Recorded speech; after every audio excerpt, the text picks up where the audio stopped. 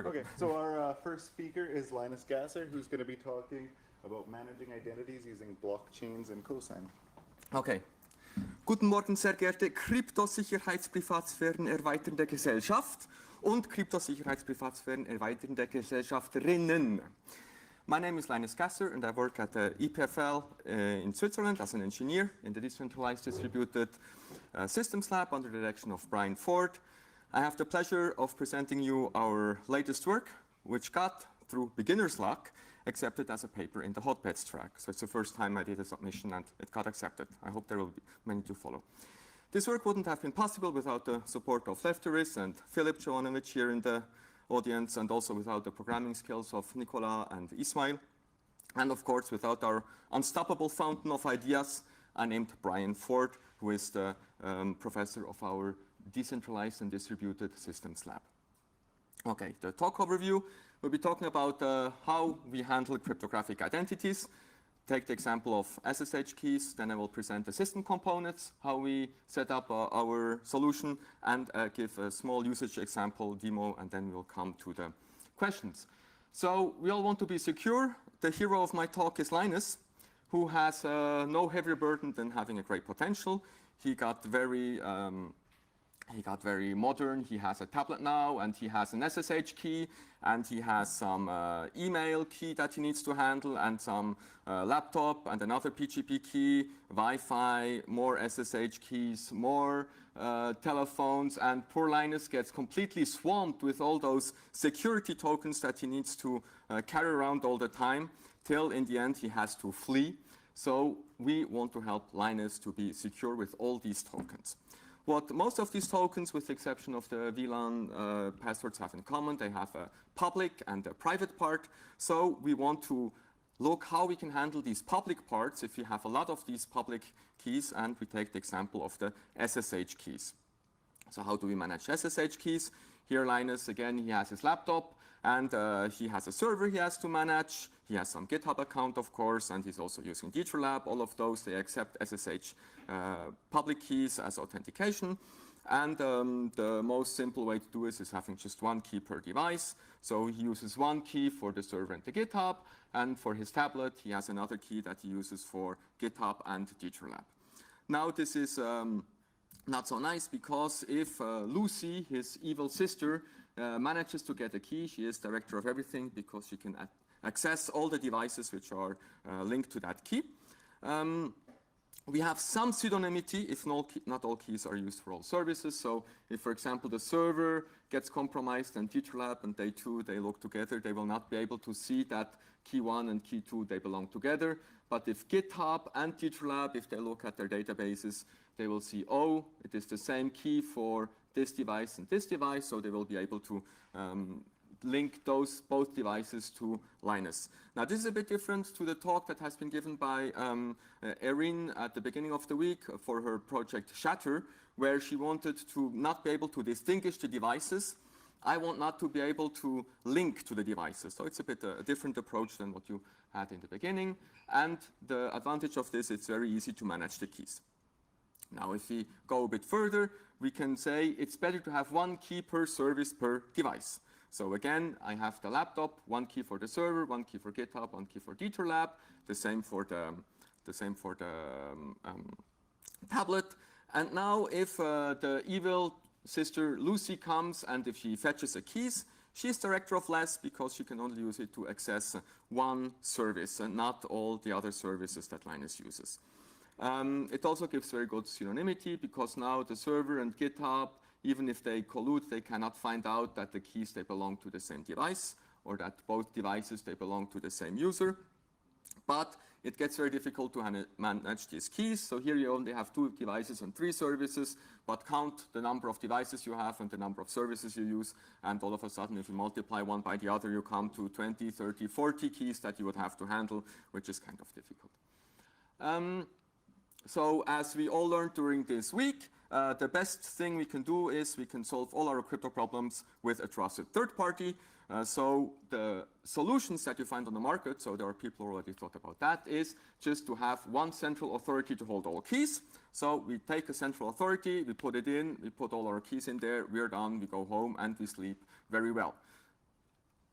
No, I don't hear any ooh. Okay, so you should say boo, because of course, if this trusted third party gets compromised, it's not very nice. So if Lucy gets to be in that central authority somewhere inside and add keys or exchange keys, well, that's not very nice, and we get very fast compromised. So with that short start, I put up some requirements. So to have some pseudonymity and no full compromise on the key loss, we want to be able to handle a lot of keys. So one key per device per service. As I said, that's different from the approach being taken by Shatter.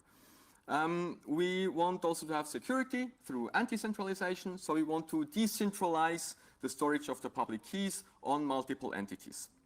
We want also be able to mitigate the loss of a device or a compromise. So if a device gets lost, we want to be able to remove that device or be able to change the keys. But we want to have a threshold of devices who needs to vote on the change of these keys. Or the user has to vote through the devices for the change of these keys.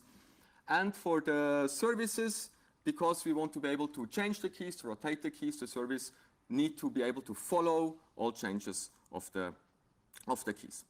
Okay, so I will present to you now the system components of our solution. So Linus here, he got a lot of devices. Now he has 4 devices.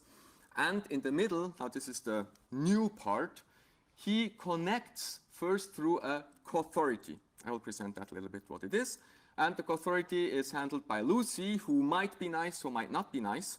But here she says everybody is entitled to my blockchain. We take a blockchain as a decentralized storage, decentralized database. What is important here, it's a private blockchain, personalized blockchain. Linus has his own blockchain. If Charlie Brown also wants to have use the system, he will have his own blockchain. And then on the other side, we have the followers who contact that blockchain and ask for update of the keys. Okay, let's see how this identity blockchain works. So Lucy also got up to the time. Before she was psychiatrist, now she's a blockchain manager. The doctor is in. As I said, we have a closed private blockchain, one per user. So if everybody here wants to have use the system, everybody will have its own blockchain. This blockchain is handled by a co-authority. It's a collective authority. This uses also the protocols of the collective signatures. It's Brian Ford who presented that protocol at the OSDI 16. So it means that all these different nodes, they can run at different places. One can be run by the EFF, one can be run by the Tor people, one can be run by EPFL, and you can run on your own. And then the mining is done by proof of user confirmation.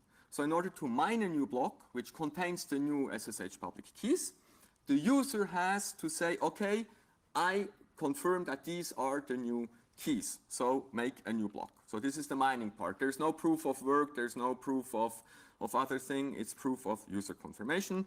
And then this co-authority node, so here each Woodstock bird is one co-authority node, which can be distributed all over the place. They sign then this new block, and so you can be sure that it works. Some details, you know all the blockchain, blah, blah. Each block has a link to the previous block. Now what we have a little bit, what we added here is we added some collective signed forward link to delegate trust. So in order to not have these splits of the chains, we say now if you have a new block, this co-authority is started again, and it will verify whether the user really confirmed this new block. And in the case it will, it's called a BFT CoSi protocol. Lefteris will present that at the next Usenix Security Symposium.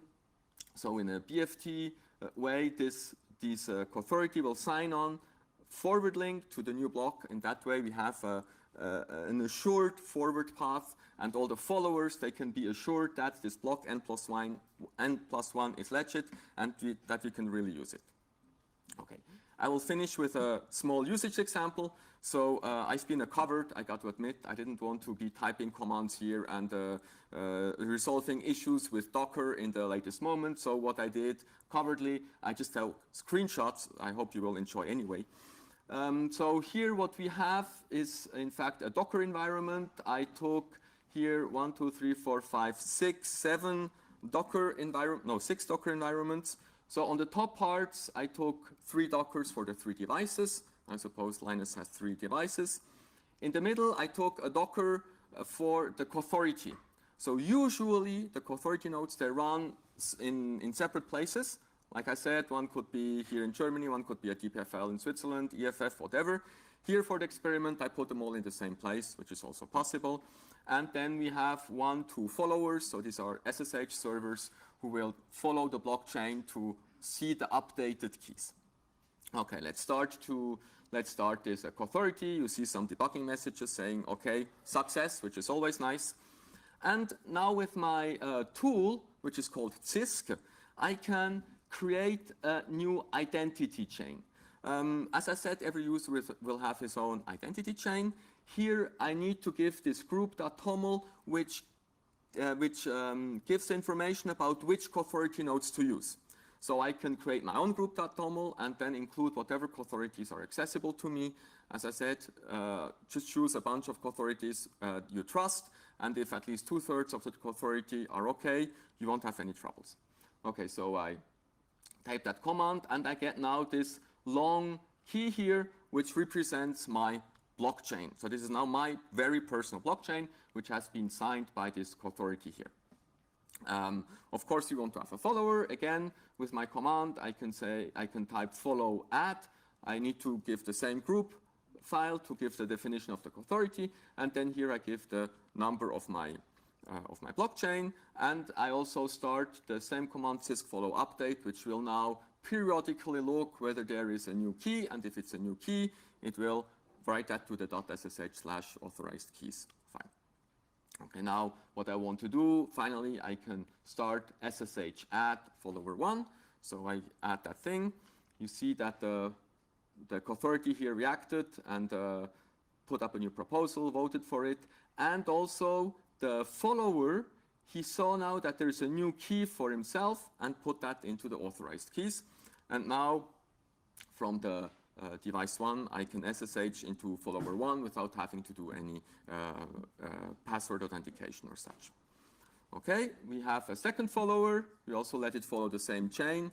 You see he doesn't write anything because I didn't add yet SSH key to go to him. I can add here a second SSH key for the follower 2. And now he also wrote 2 authorized keys, and now I could also SSH directly to that follower or use Git or use whatever you want to use. One device is not fun, we need a second device. So instead of ID create, I write ID connect to say I want to connect to that blockchain.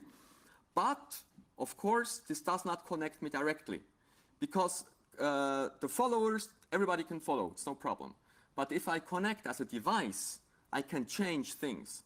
So in order for that, the first device needs now to vote on that. So I can vote on it.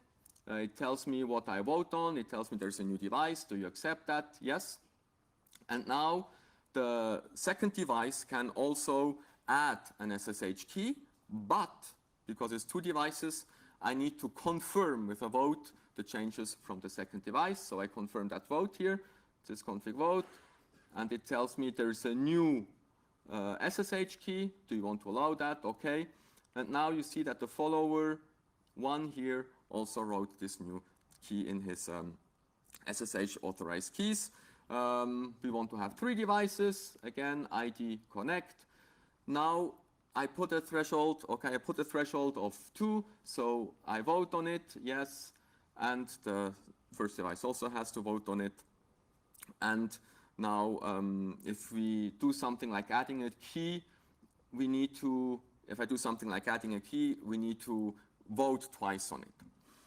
If we have a compromise, if a device gets lost, we can remove it. So I can say type ID remove, and then a second device has to vote on it too, because we need a threshold of 2.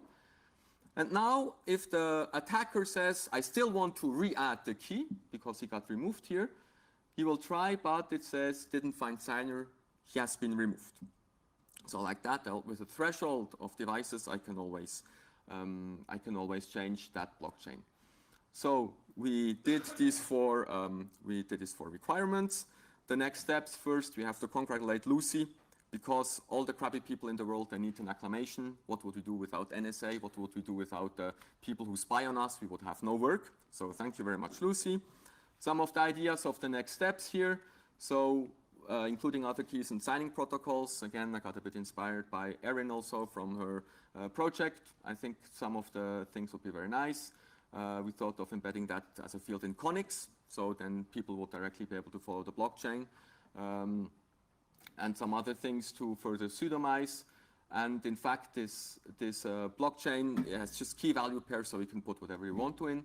If you have any remarks, questions, here's my email, and of course, the code is on Authority, and you can find also the code for the moment is in a branch called HPETS16, but I hope it will soon be merged into the master branch. Okay, that's it.